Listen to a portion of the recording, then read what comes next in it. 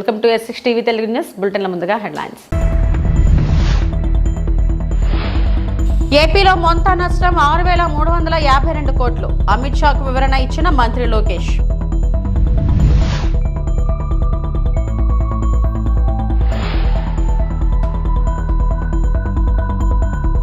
వైకాపా హయాంలో ఒక్క తట్టమట్టి వేశారా? నిమ్మల రామానాయుడు.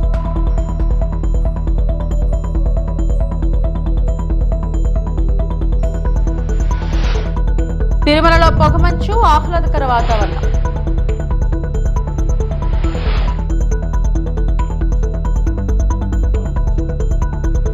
ఏపీలో మొంతా తుఫాన్ కారణంగా 6,350 కోట్ల మేర నష్టం వాటిల్లిందని రాష్ట్ర మంత్రులు లోకేష్, అనిత కేంద్ర హోంమంత్రి అమిత్ షాను కలిసి నివేదిక అందజేశారు. పార్లమెంట్ హాల్లో అమిత్ షా ఛాంబర్లో జరిగిన సమావేశంలో లోకేష్, అనితతో పాటు టీడీపీ ఎంపీలు పాల్గొన్నారు. మొంతా తుఫాను వల్ల ఏపీ ప్రజలు తీవ్ర ఇబ్బందులు పడ్డారని, మౌలిక సదుపాయాలు తీవ్రంగా దెబ్బతిన్నాయని చెప్పారు. మొత్తం 3,109 గ్రామాలు తుఫాను వల్ల ప్రభావితం అయ్యాయని పేర్కొన్నారు. ప్రతి ప్రభావిత కుటుంబానికి తక్షణ సాయంగా ఏపీ ప్రభుత్వం తరపున 3,000 అందించామని చెప్పారు.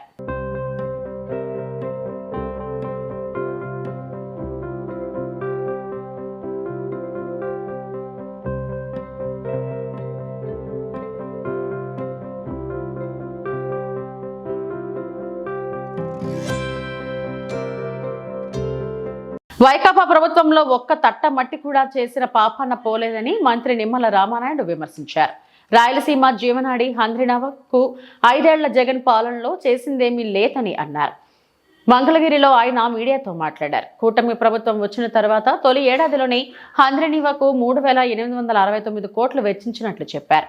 5 ఏళ్లలో మీరు చేయలేని పనిని ఒక్క ఏడాదిలో మేము చేశాం. 3 వేసవిలోనూ రాయలసీమలో జలాశయాలు జలకలతో ఉట్టిపడుతున్నాయి. రాయలసీమ బిడ్డలు పూజలు చేసి ఆనందం వ్యక్తం చేస్తున్నారని అన్నారు. ఈరోజు ఆంధ్రప్రదేశ్ రాష్ట్ర పురోగతిలో కానీ ప్రగతిలో కానీ సాగునీటి రంగం యొక్క ప్రాధాన్యత మనందరికీ తెలిసినటువంటి విషయం. ఆ రోజు ఉమ్మడి ఆంధ్రప్రదేశ్ రాష్ట్రంలో అన్న నందమూరి తారక రామారావు గారి దగ్గర నుండి ఈరోజు చంద్రబాబు నాయుడు గారి వరకు కూడా ఇరిగేషన్ రంగానికి అత్యంత ప్రాధాన్యతనిస్తూ ఈ రాష్ట్ర పురోభివృద్ధిలో తమ వంతు పాత్ర పోషించినటువంటి విషయం మీ అందరికీ తెలుసు. అందులో ముఖ్యంగా కూటమి ప్రభుత్వం అధికారంలోకి వచ్చినటువంటి ఈ 17 నెలల కాలంలోనే ఈ రాష్ట్రంలో ఉన్నటువంటి సాగునీటి రంగం ప్రగతి పదంలో నడిపిస్తున్నటువంటి విషయం, పురోభివృద్ధి విషయం కూడా ఈ సందర్భంగా తెలియజేస్తూ. కానీ గత 5 సంవత్సరాల వైసీపీ పాలనలో ఆ యొక్క ప్రాజెక్టులు కానీ, డ్యాములు కానీ, రిజర్వాయర్లు కానీ వాటి రిపేర్లు మాట అటుంచి కనీసం గ్రీజు పెట్టి మెయింటెనెన్స్ పనులు కూడా చేయనటువంటి పరిస్థితి మనందరం కూడా చూసాం. అదేవిధంగా ఈరోజు ఉభయ గోదావరి జిల్లాలకు సంబంధించినటువంటి కాటన్ మహాసేడు నిర్మాణం చేసినటువంటి ధవళేశ్వరం బ్యారేజీకి సంబంధించినటువంటి గేట్లు ప్రమాదభరితంగా ఉన్నాయని గత 5 సంవత్సరాల వైసీపీ పాలనలో జగన్కు మొరపెట్టుకున్నా కూడా అధికారుల మాట చెవికెక్కనటువంటి పాలన గతంలో చూసాం. కానీ ఈరోజు ఈ కూటమి ప్రభుత్వం అధికారంలోకి వచ్చినటువంటి మొదటి సంవత్సరంలోనే ఆ ధవళేశ్వరం గేట్లన్నీ కూడా మళ్ళీ కొత్తవి నిర్మాణం చేయడానికి 150 కోట్ల రూపాయలు ఈ ప్రభుత్వం నిధులు మంజూరు చేసి పనుల్ని టెండర్లు పిలవడానికి ముందుకెళ్తున్నటువంటి విషయం. కానీ అదేవిధంగా ఏదైతే కాలువలు ఉన్నాయి, డ్రైన్స్ ఉన్నాయి, రిజర్వాయర్లు ఉన్నాయి, 5 సంవత్సరాల పాలనలో ఎక్కడ కూడా ఒక తట్ట మట్టి తీసినటువంటి పరిస్థితి లేదు. ఎక్కడ కూడా O&M పనులు చేసినటువంటి పరిస్థితి లేదు. మళ్ళీ ఈ కూటమి ప్రభుత్వం అధికారంలోకి వచ్చినటువంటి మొదటి సంవత్సరంలోనే 344 కోట్ల రూపాయలు ఈ యొక్క ఏదైతే కాలువలు, డ్రైన్లకు సంబంధించినటువంటి O&M పనుల కోసం ఈ ప్రభుత్వం కేటాయించినటువంటి పరిస్థితి. అదేవిధంగా ఈరోజు ఆంధ్రప్రదేశ్ రాష్ట్రానికి ఒక వరం, ఒక జీవనాడి, ఒక పోలవరం. అటువంటి పోలవరం ప్రాజెక్టు మీద ఈ సంవత్సరం నరకాలంలోనే చంద్రబాబు నాయుడు గారు 7 సార్లు ఆయన రివ్యూ సమీక్ష జరపడం కానీ, 3 సార్లు ప్రత్యక్షంగా పోలవరం ప్రాజెక్టుని సందర్శించి రేపు 2027 డిసెంబర్ కల్లా ఆ పోలవరం ప్రాజెక్టు పూర్తయ్యేటువంటి లక్ష్యాన్ని అందుకునేటువంటి దిశలో ఈరోజు పోలవరం ప్రాజెక్టు పనులు పురోభివృద్ధి సాధిస్తున్నటువంటి విషయం. ఆ పోలవరం ప్రాజెక్టుకి భూములు, ఇళ్ళు త్యాగం చేసినటువంటి నిర్వాసితులు గత 5 సంవత్సరాల వైసీపీ పాలనలో ఒక్క రూపాయి కూడా వాళ్ళకి ఇచ్చినటువంటి పరిస్థితి లేదు. కానీ ఈ కూటమి ప్రభుత్వం అధికారంలోకి వచ్చినటువంటి ఈ 16-17 నెలల కాలంలోనే మొన్న సంక్రాంతికి 900 కోట్ల రూపాయలు, మొన్న దీపావళికి 1000 కోట్ల రూపాయలు, ఒక్క సంవత్సరం కాలంలోనే 1900 కోట్ల రూపాయలు ఈ యొక్క కూటమి ప్రభుత్వం ఆ నిర్వాసితులకు కూడా ఈ యొక్క సాయం. వైసీపీ హయాంలో చంద్రబాబుపై తప్పుడు కేసులు పెట్టి జగన్ మానసిక ఆనందం పొందారని ఎమ్మెల్యే సోమిరెడ్డి చంద్రమోహన్ రెడ్డి మండిపడ్డారు. స్కిల్, మద్యం ఇలా అనేక తప్పుడు కేసులు పెట్టారన్నారు. మద్యం కేసును హైకోర్టు కొట్టివేసిందన్న సోమిరెడ్డి దీనికి జగన్ ఏం సమాధానం చెప్తారని నిలదీశారు. కక్ష సాధింపు అనేది వైఎస్ హయాం నుంచి వచ్చిందని, జగన్ కు అది అలవాటు అయిందని సోమిరెడ్డి విమర్శించారు. జగన్మోహన్ రెడ్డి ప్రభుత్వంలో అనేక తప్పుడు కేసులు చంద్రబాబు నాయుడు గారి మీద, ఒక ఫైబర్ నెట్ కేసు, ఒక మద్యం కేసు, ఒక స్కిల్ డెవలప్మెంట్ కేసు, ఏమైనా తప్పుడు కేసులు పెడితే బాబు గారు పారిపోలే. ఒకటి ఫైబర్ నెట్ తప్పని రుజువైపోయింది, కేసు పెట్టడమే అన్యాయమని. ఇప్పుడు మద్యం కేసు, అసలు మద్యం కేసు, మద్యం లిక్కర్ పాలసీ బిట్వీన్ 2014 and 19, 2014 నుంచి 19 వరకు అమిత ట్రాన్స్పరెంట్. ఈ దేశంలో ఏ బ్రాండ్ అయినా ఇక్కడ ఇష్టం వచ్చింది సెలెక్ట్ చేసుకొని కొనొచ్చు కన్జ్యూమర్స్. నీ మాదిరిగా డబ్బులే కట్టాలా, మీరు చెప్పిందే తాగాలని పెట్టలే, 1000 కోట్ల కుంభకోణం చేయలే, 3500 crores నీ దాంట్లో స్కామ్ ప్రూవ్ అయిపోయింది సాక్ష్యాలతో కూడా. ఆ రోజు బాబు గారు మద్యం కేసులో అవినీతి అని చెప్పేసి నువ్వు కేసు పెట్టావు. ఇప్పుడు మిస్టేక్ ఆఫ్ ఫ్యాక్ట్స్ అని చెప్పి హైకోర్టు ఆ కేసును కొట్టేయటం జరిగింది. నీది క్లియర్ కేసు, ఇది మద్యం కేసు. ఎంతమంది జైలుకి పోయేసి వచ్చినారు, ఎంతమంది జైళ్ళల్లో ఉన్నారు ఇప్పటికీ? Proved case. దేశ విదేశాల్లో నీ లిక్కర్ మనీ డిస్ట్రిబ్యూట్ చేసుకున్నావు, క్యాష్ని ఇతర దేశాలకు పంపించి నువ్వు ఇండియన్ కరెన్సీ కింద మార్పించుకోవాలో చేసావు. అక్కడ ఆఫ్టర్ ఆల్ 200 కోట్లకి ఢిల్లీలో ఒక ముఖ్యమంత్రి, ఒక ఉప ముఖ్యమంత్రి, మిగతా ఆంధ్ర, కర్ణాటక, తెలంగాణ వాళ్ళందరూ జైలుకి పోయినారు. నువ్వు దాదాపు 3500 crores ఎంతమంది పోవాలా? ఎంత సంవత్సరాలు జైల్లో ఉండాలా? డిస్టిలరీస్ అన్ని మీరు హ్యాండ్ ఓవర్ చేసుకున్నారు. SPY Reddy distillery hand over చేసుకున్నారు. ఒకటే మీరు చేసిన పాపాలు, ఆ మద్యం తాగి సచ్చారు 30,000 మంది చావుకి కారణం. ఆల్మోస్ట్ మీరే హత్య చేశారు. లక్షల మంది బెడ్ రిడన్. మీకు ఎవరిచ్చారు హక్కు? మీరు చెప్పింది ఎందుకు తాగాలా? వాళ్ళు సెలెక్ట్ చేసుకుంటారు, తాగటమే మంచిది కాదు. ఇటువంటి పాపాలు మీరు చేశారు, అనుభవిస్తున్నారు. పాపాలు చేసేవి అనుభవిస్తున్నారు. AP deputy CM Pawan Kalyan చేసిన వ్యాఖ్యలు రాజకీయాల్లో దుమారం రేపుతున్నాయి. గోదావరి జిల్లాల్లో కనిపించే పచ్చదనంపై తెలంగాణ నాయకులు దిష్టి పెట్టారని, నరుడి దిష్టికి రాయి కూడా పగిలిపోతుందని అంటారు అని పవన్ చేసిన కామెంట్లపై తెలంగాణ నాయకులు బగ్గుమంటున్నారు. పవన్ వ్యాఖ్యలపై తాజాగా మంత్రి పొన్నం ప్రభాకర్ మండిపడ్డారు. మంత్రి పొన్నం ప్రభాకర్ సిద్దిపేటలోని హుస్నాబాద్ లో మీడియాతో మాట్లాడుతూ తెలంగాణ ప్రజలకు ఆంధ్రప్రదేశ్ ఉప ముఖ్యమంత్రి పవన్ కళ్యాణ్ క్షమాపణలు చెప్పారు. తెలంగాణ, ఆంధ్రప్రదేశ్ 2 రాష్ట్రాల అన్నదమ్ములు భావంతో ఉండే రాష్ట్రాలు. తెలంగాణ తుఫానులో మునిగిపోతుంటే మేము ప్రకృతి అనుకున్నాం తప్ప ఏపీని తప్పుపట్టడం లేదు. ఎక్కడో కోనసీమలో కొబ్బరి చెట్లు ఎండిపోతే ఏపీకి ప్రాతినిధ్యం వహిస్తున్న పవన్ తెలంగాణ వాళ్ళ దిష్టి తగిలింది అంటే ఆయన వివేకవంతుడా లేక అవివేకా అని ప్రశ్నించారు. తెలంగాణ, ఆంధ్రప్రదేశ్ 2 రాష్ట్రాలు కూడా ఒక అన్నదమ్ముల భావంతో ఉండేటువంటి రాష్ట్రాలు. తెలంగాణ తుఫాన్లో మునుగుతుంటే కూడా మేము ప్రకృతి అనుకుంటున్నాం తప్ప ఆంధ్ర ప్రజల తప్పు పడతలేదు. ఎక్కడో కోనసీమలో కొబ్బరి చెట్టు ఎండిపోతే ఆంధ్రలో ప్రాతినిధ్యం వహిస్తున్న ఉప ముఖ్యమంత్రి తెలంగాణ వాళ్ళ దృష్టి జరిగిందంటే ఆయన వివేకవంతుడు అవివేకవంతుడో నాకు తెలియదు. నేను ఆ మిత్రపక్షంకు బాధ్యత వహిస్తున్న తెలంగాణ భారతీయ జనతా పార్టీ నాయకత్వం ఆయన పట్ల స్పందించాలని కోరుతా ఉన్నా. అదేవిధంగా ఆంధ్రప్రదేశ్ ముఖ్యమంత్రి గారు కూడా స్పందించాలి.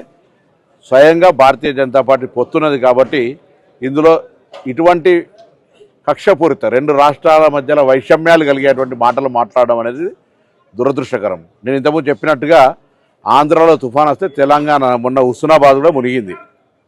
మేమేం ఆంధ్రప్రదేశ్లను తప్పుపడుతున్నాం, ప్రకృతి వైపరీత్యం కింద భావిస్తా ఉన్నాం. అక్కడెక్కడో చెట్లు ఎండిపోతే మమ్మల్ని దృష్టి కలిగిందని నిందిస్తే ఇది తెలంగాణ పౌరులకు అవమానం. వెంటనే ఉపసంహరించుకోవాలి, క్షమాపణ కోరాలి. భవిష్యత్తులో ఇటువంటి వివక్షపూరిత మాటలు మాట్లాడద్దు, విజ్ఞతగా వ్యవహరించు. ఉప ముఖ్యమంత్రి అయినా ఇంకా సినిమా నటుడు కాదు. కొంత బాధ్యతగా నేర్చుకోవాలని చెప్పి నేను ఈ సందర్భంగా కోరుతా ఉన్నా. ఇవాళ తెలంగాణ ఆంధ్ర కలిసి దేశంలో ఉన్నతంగా ఎదగడానికి ప్రయత్నం జరగాలి తప్ప ఇటువంటి వైషమ్యాలను సృష్టించేటువంటి మాటలు మా నుంచి రావు, మీరు మాట్లాడద్దు. ఎమిగ్నర్ మండలం పెసలదిన్నె గ్రామాన్ని డాక్టర్ ఎమ్మెల్యే బివి జయనాగేశ్వరరెడ్డి సందర్శించారు. ఈ పర్యటన సందర్భంగా కొత్తగా మంజూరైన వితంతు పింఛన్ లబ్ధిదారులకు అందజేశారు. రైతన్న కోసం రైతు భరోసా కార్యక్రమంలో పాల్గొని రైతులతో మాట్లాడి వారి సమస్యలను తెలుసుకున్నారు. గ్రామంలో నిర్మించిన కొత్త సీసీ రోడ్లను ప్రారంభించి మినీ గోకులం షెడ్ నిర్మాణానికి శుభారంభం పూజలు నిర్వహించారు. అలాగే గ్రామంలోని రోడ్లు, చెరువులు, పొలం రాస్తా, డ్రైనేజీలు, త్రాగునీటి సరఫరా వంటి ప్రజా ప్రయోజన సమస్యలను ప్రత్యక్షంగా పరిశీలించి సంబంధిత అధికారులకు వెంటనే చర్యలు తీసుకోవాలని ఆదేశించామని ఎమ్మెల్యే బివి జయనాగేశ్వరరెడ్డి పేర్కొన్నారు.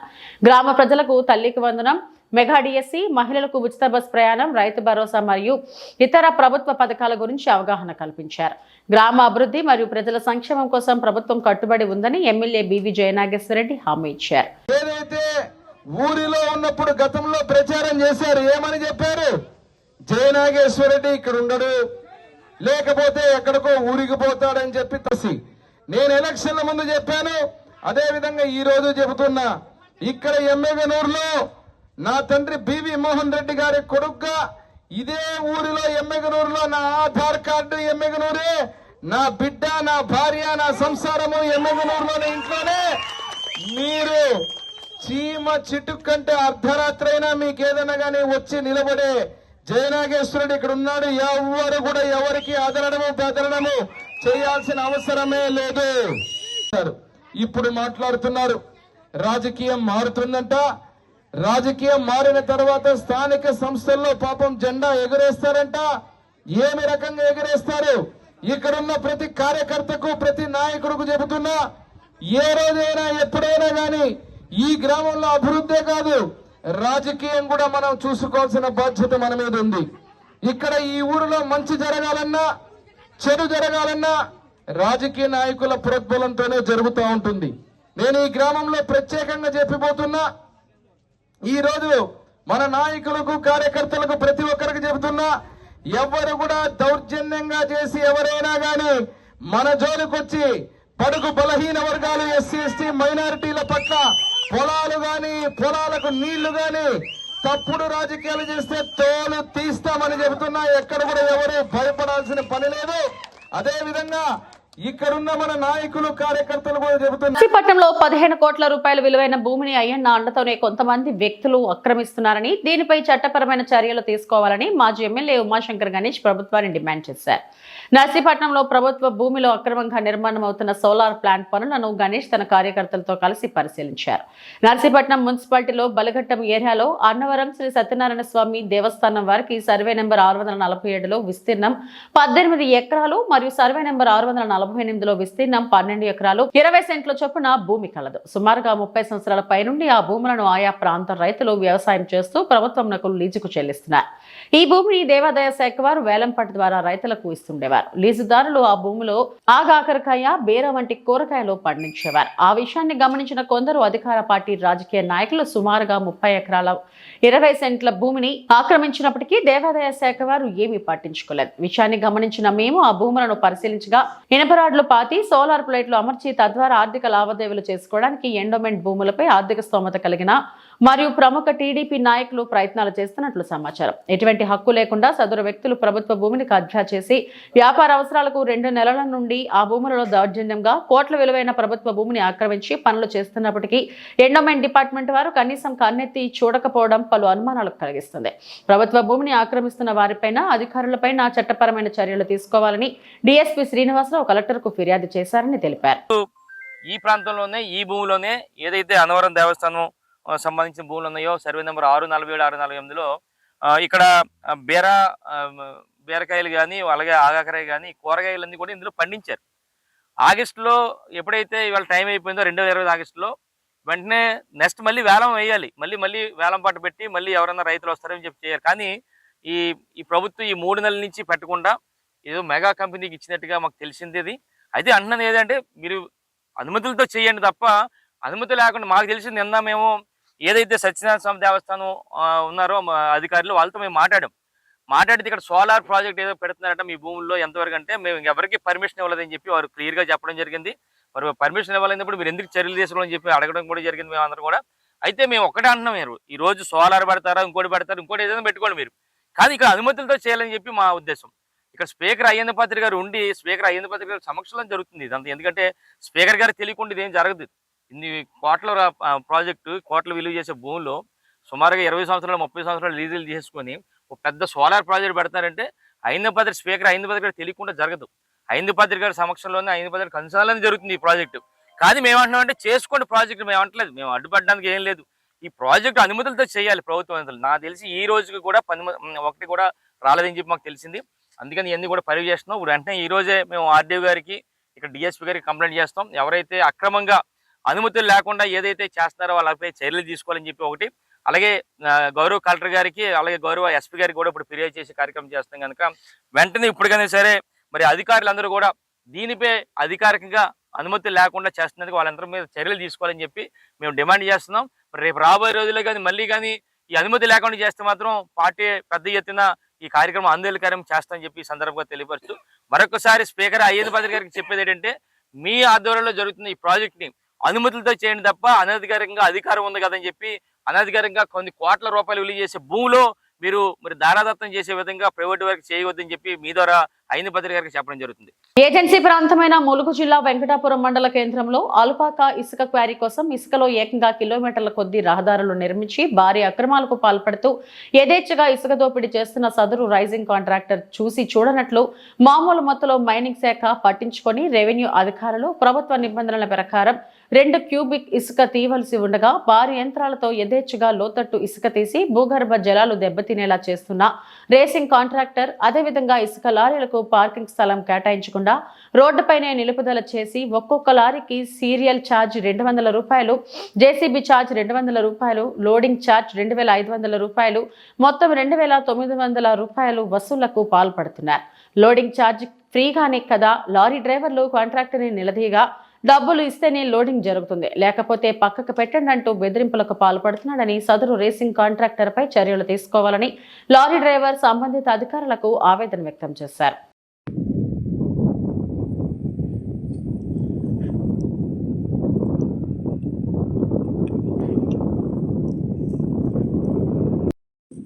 మరి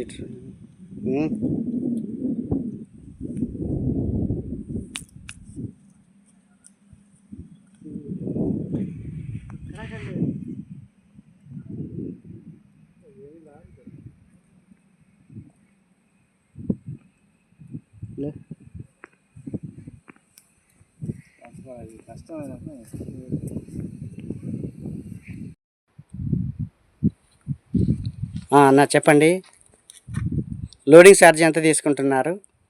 2500 తీసుకుంటున్నారు.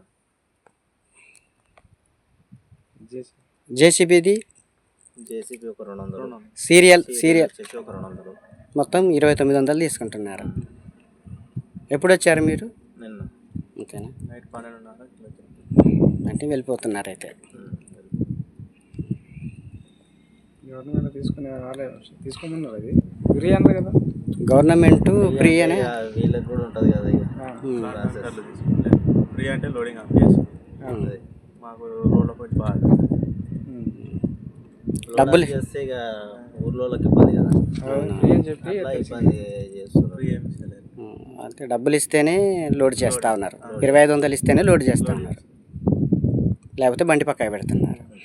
పక్క పెట్టుకోవాలి, పక్క పెట్టేసి రూపాయలని అడిగిన వాళ్ళని పక్క పెట్టేసి ఇచ్చిన వాళ్ళని లోడ్ చేసుకోవాలి. దిత్వా తుఫాన్ ప్రభావంతో తిరుమలలో పొగమంచు కమ్మేసింది. మంచుతో పాటు తేలికపాటి వర్షానికి ఆహ్లాదకరమైన వాతావరణం నెలకొంది. ఓవైపు మంచు, మరోవైపు జల్లులు రావడంతో అందమైన దృశ్యాలను భక్తులు ఫోన్లో బంధిస్తున్నారు. చలి తీవ్రత అధికమవడంతో వృద్ధులు, చంటి పిల్లలు వణుకుతున్నారు. పొగమంచు కారణంగా ఘాట్ రోడ్లో ప్రయాణించే వాహనదారులను టీటీడీ సిబ్బంది అప్రమత్తం చేస్తున్నారు.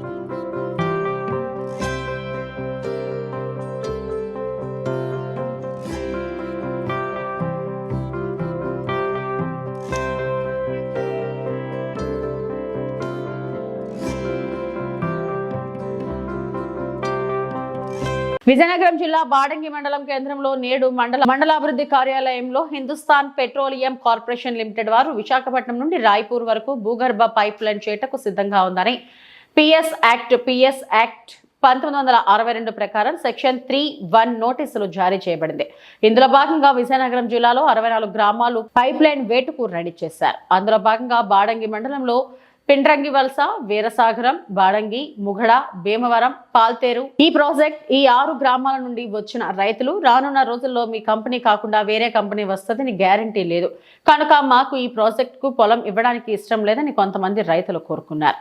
మన విశాఖపట్నం అనకాపల్లి, విజయనగరం, మన్యం జిల్లాల్లో ఈరోజు మనకి ఈ బాడంగిలో దీనికి సంబంధించి 3(1) నోటిఫికేషన్ ఇచ్చుకోవడం ఇనిషియల్గా దానికి సంబంధించి రైతులు కొంతమంది అబ్జెక్షన్ తెలియజేసి ఉన్నారు. అందులో భాగంగా వాళ్ళ తాలూకు అభ్యంతరాలు దాని మీద డిస్కస్ చేయడానికి ఈరోజు సెక్షన్ 5(1) ప్రకారం ఇక్కడ మన ఎంపీడీఓ ఆఫీస్లో మీటింగ్ హాల్లో ఈరోజు రైతులతో అక్కడ ఎవరైతే ఉన్నారో ఎవరు భూములు గుండా వెళ్తుందో రైతులతో సమావేశించడం జరిగింది.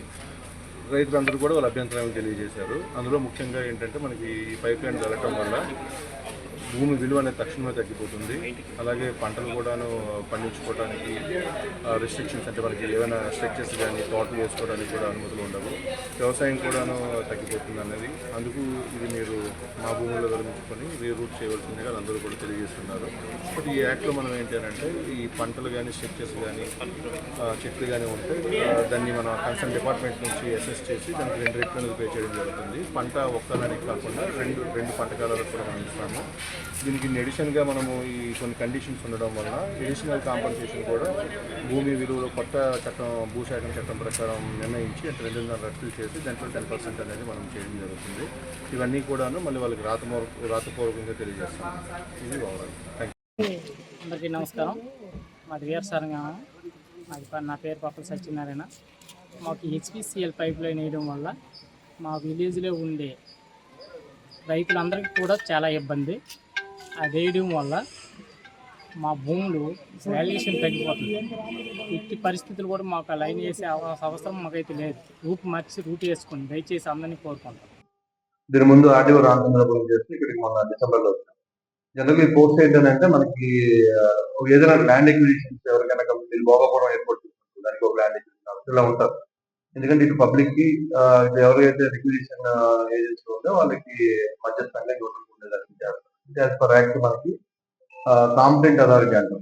అంటే ఈ కాంపన్సేషన్ డిటర్మైన్ చేయడం, ఎంత నష్టపరిహారాన్ని లెక్కించి ఎవరికి ఏ విధమైన అనేది అవన్నీ మా పరిధిలో ఉంటాయి. ఈ యాక్ట్ కోసం మీకు జస్ట్ బ్రీఫ్ గా చెప్తాను. ఇది మనకి petroleum and mineral pipe line act 1962 act. ఇది రూల్ 63లో ఫ్రేమ్ చేయబడ్డాయి. అందులో మనకి 3(1) ప్రకారం మనము నోటిఫికేషన్ ఇవ్వడం జరిగింది. అందులో మనకి ఏ ఏరియా అంటే ఏ విలేజెస్ లో ఎలా వెళ్తుంది అనేది అందులో మనకు బ్రాడ్ గా చెప్తారు. దాని తర్వాత మనకి ఆ 3(1) నోటిఫికేషన్ ద్వారా మనం సర్వే చేయడానికి సర్వే టీమ్స్ కి ఒక అవకాశం అనేది కల్పించబడుతుంది. అందులో భాగంగా మనకి జేఎంఎస్ కూడా ఒక విలేజ్ ఇందులో మనకి వీరసాగరం మినహా మిగతా కూడా జేఎంఎస్ అయ్యి జేఎంఎస్ వల్ల ఏం జరుగుతుందంటే మనం 3(1) నోటిఫికేషన్ ఏదైతే ఇచ్చామో ఇవి ఇప్పటివరకు నా బులెటిన్ అప్డేట్స్. నమస్తే.